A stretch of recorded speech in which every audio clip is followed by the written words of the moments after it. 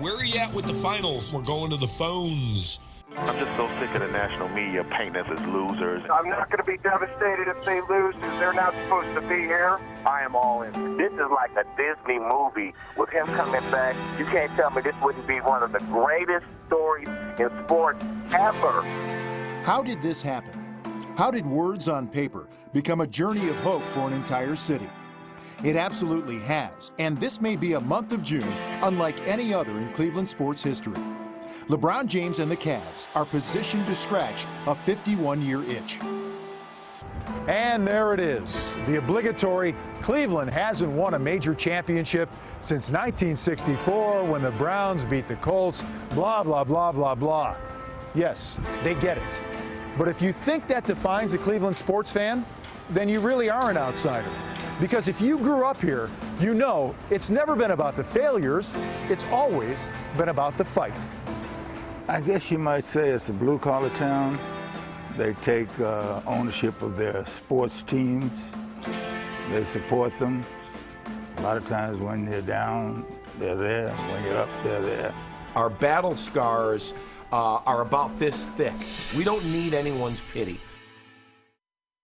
Rizzo is a sounding board for locals who wear those scars as badges of honor. For sports fans here, it means you're invested.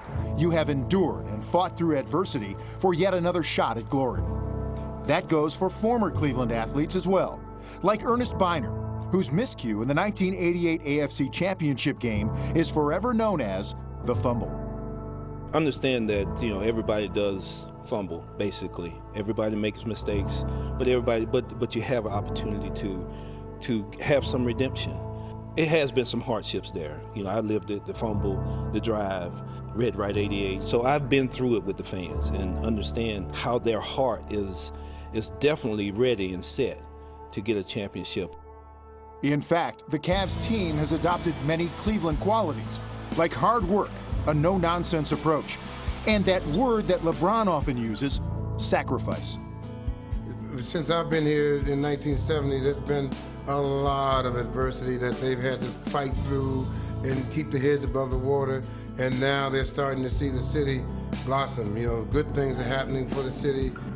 There's a general excitement. It's all people talk about from the time they get there to get their coffee at 6 in the morning on the golf course to the leagues at night when they're finishing up. It's what's going on with the Cavs, checking their phones constantly.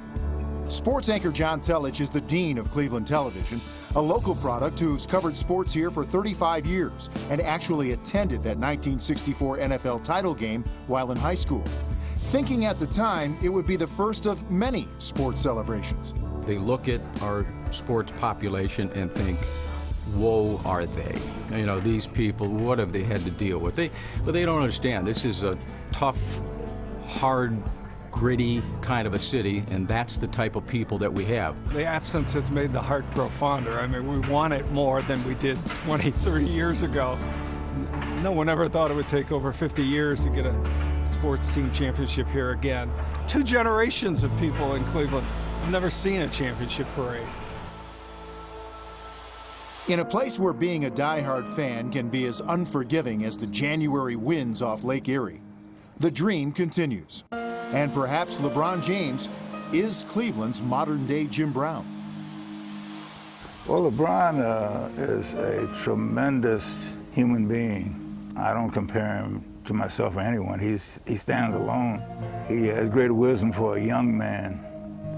Great team player, unselfish, and then to come back to Cleveland because that's home. It's just a wonderful thing to watch, because you don't see that kind of unselfishness in today's athletes in general. Clevelanders have long considered themselves to be either East or West Siders, but now they meet in the middle, all in, if you will. An underdog city pulling for its underdog team. It's like LeBron wrote in his essay. What's most important for him is bringing one trophy back to Northeast Ohio. It's the one they've been waiting and waiting for.